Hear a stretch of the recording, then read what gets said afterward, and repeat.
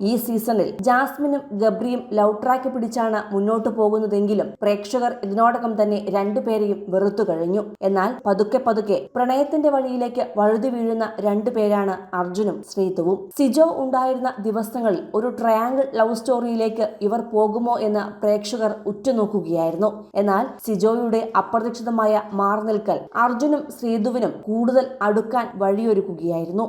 ഇപ്പോഴിതാ ഇരുവരും തമ്മിൽ പ്രേമം പൂക്കുകയാണെന്ന് അരക്കിട്ടുറപ്പിക്കുന്ന സംഭവങ്ങൾക്ക് സാക്ഷ്യം വഹിച്ചിരിക്കുകയാണ് അപ്സര. ഇക്കാര്യം അർജുന്റെയും ശ്രീതുവിന്റെയും മുഖത്തു നോക്കി തന്നെ പറഞ്ഞപ്പോൾ എന്തു പറയണമെന്നറിയാതെ ഉത്തരമൂട്ടി ന്യായീകരിക്കുകയായിരുന്നു ഇരുവരും. ഇന്നലെ വൈകിട്ടാണ് അപ്സര ഈ സംഭവങ്ങൾക്ക് സാക്ഷ്യം വഹിച്ചത്.